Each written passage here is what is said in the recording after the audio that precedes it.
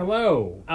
Eric has expressed certain views about how the greatness of Marvel will return in 2025 for most things, and we're going to talk about it. Well, it's not so much that I think the greatness will return, but from what it appears to me, with the way things have been going, and the buzz I've heard that they're course correcting. 2025 looks like it may be the year that things turn around for them. Between the Captain America movie, for one, which was put off because it got such poor reviews from focus groups who got advanced screenings of it that they decided to just scrap it and just Why reshoot did they do it. that? What was the reasons that the bad reviews? What was the bad reviews? The number one negative comment they got was it was too political. Wow. And they paid good money for that. And I don't know, boring or just not. It was just it just got a lot of negative backlash from, again, advanced screenings that they had, and so they decided, we're not going to put it out then. If you guys don't like it, then how do we expect the public to like it? So they went back to the drawing board and reshot it. So we'll see what they bring us with the reshoot. So you're hopeful just because I am, they because bothered to... Because they responded to the criticism and rather than just putting the movie out anyway and telling everybody to go bugger. Telling everybody who hated it that it was their fault. That they're a racist. That they went and responded to that criticism and at least made an attempt to make some corrections to fix it. So same thing with Daredevil. They were in production of Daredevil, and at one point they were just looking around at everybody who was just going, you know what, this is not good. No, we're not.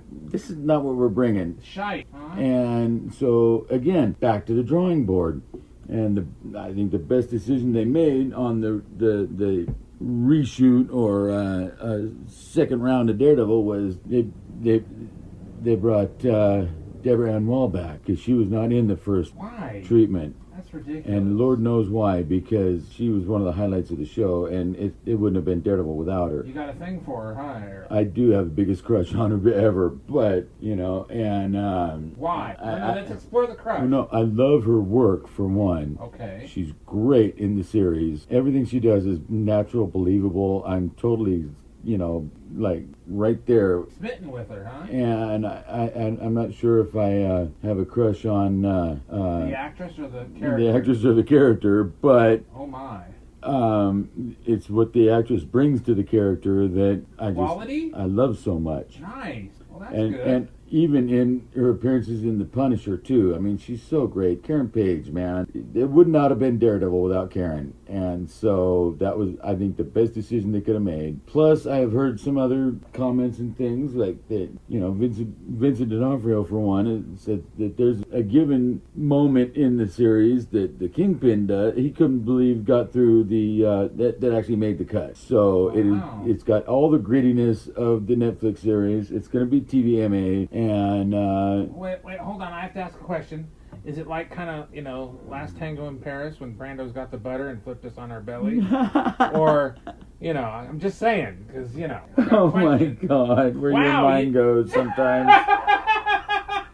Wow. Well, I'm just saying. I don't think it's going to be quite like that. Okay, well, I'm glad. And I don't think it's even going to be, like when Agatha got naked. Yeah, and walked across the street butt naked with her.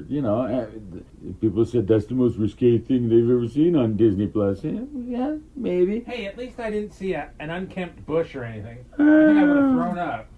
Ugh. Especially 400 years old like that. Ugh. But no. Talk about lips. No, Jesus Christ. Eric, you dirty old man. Well, how old men sag to their knees. Anyway. There he's got the long balls. All right. Enough about that. But no, Daredevil looks like it's going to be really good. And then the Thunderbolts, I got high hopes for it. And then, not that we're going to get into it too deeply, but we got the Fantastic Four coming next year. We're going to have a separate video on that catastrophe. Not looking forward to it. It might be a A big turd. a backstep in their course correction, but we'll see, and we'll talk about it later. Not getting into it now. And then Blade is supposed to come in November, which may or may not even happen. Right? Without Wesley Snipes, there is no Blade. Just saying. saying. Lots of conflicting reports about the status of that production. It might not even happen. I heard that Schwarzenegger walked off because he had, and I know this is also double Hollywood speak, that he had stuff to do that he couldn't keep holding on, waiting for this movie to clear to get ready to shoot, which means. Well, that's understandable. I mean, I'm not playing saying this that. indefinite waiting game, and he's getting other offers. Yeah, take it, dude. And also, get your work. He probably got the script at some point and saw it was shite. So that dude, and probably apprehensive, going, really, this is it? This is what I get to do? Yeah. And I got to, step into some pretty big shoes. Yeah. With what Wesley Snipes did. Right. And we just got him back in the Wolverine Deadpool movie, and everybody went fucking nuts over it. Right.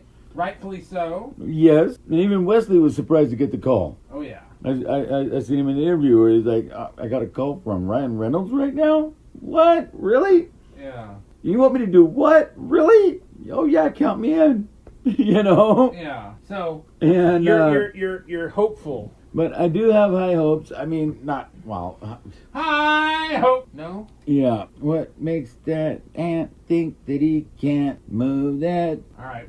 Terrible. Anyway.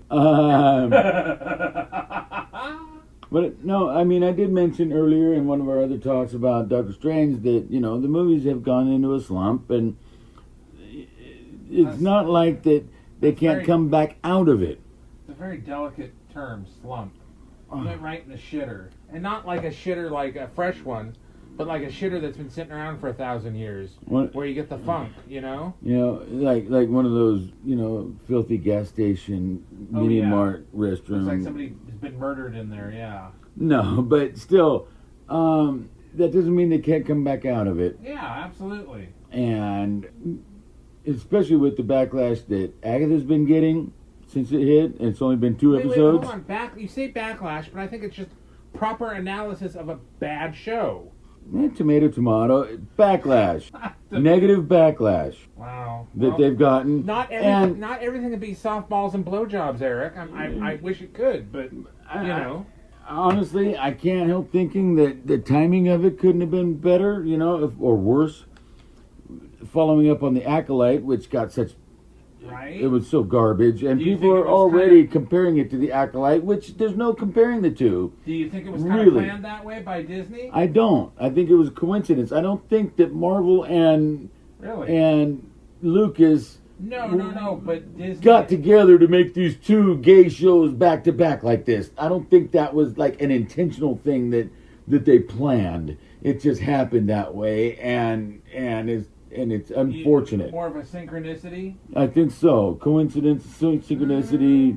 It just. You know what I think about coincidences, Eric? But if nothing else, maybe at the planning stage. Not to the planning stage, but at the decision that when they would air. Yes. Maybe somebody decided to air them back to back like that. That maybe not was necessarily the intent of either of the creators of the shows. To pump those turds out as quickly as possible? And I think that if that was a conscious decision on somebody's part in programming, that was a bad call. Because The Acolyte was so god-awful that following it up with this Agatha series, people are already hating it because they just hated what they just got, and it's just So you think it's a blind fury instead of an actual critique of a bad show? I know you but love no, it. I also think I don't love it, but I don't hate it. But well, I don't hate it either. I have no hate for it. The again, the eternal optimist in me is hoping that this will lead to the course correction we need. Because not at all, right? it is needed. It is pretty much, this is the last straw, you guys. You keep coming out with shit like this, and we are done with you. Yeah. And they are feeling it, and especially at Marvel, I think more than Lucas, because, you know, Marvel, to their fortunately, To their credit, doesn't really? have Kathleen Kennedy to deal with. Ah. She's Lucas. So you're just And they've gotten rid of a lot of the people. the DEI. They've dropped a lot of the woke, so to speak, quote unquote.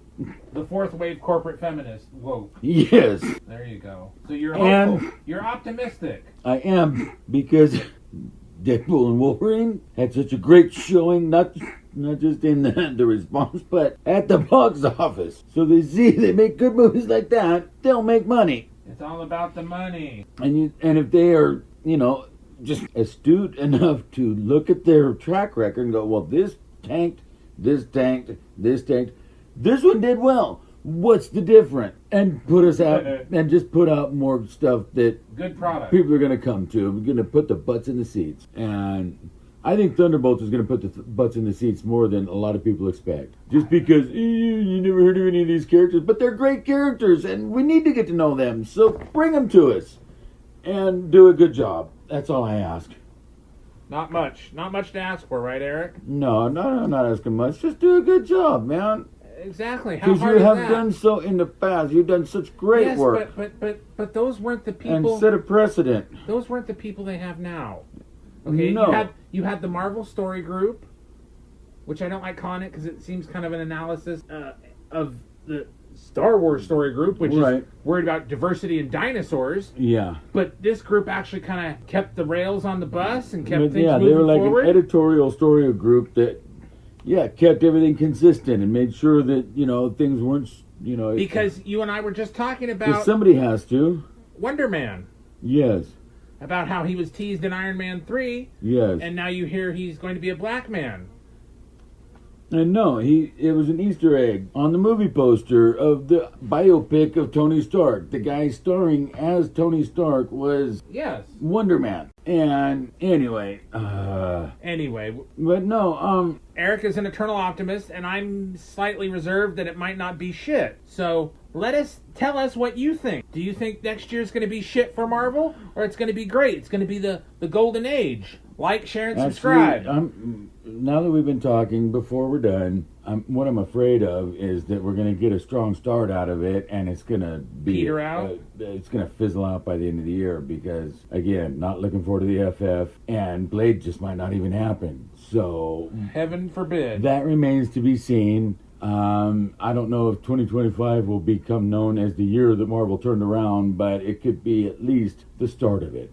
A step in the right direction? Keeping my fingers crossed. And with that, like, share, and subscribe, man.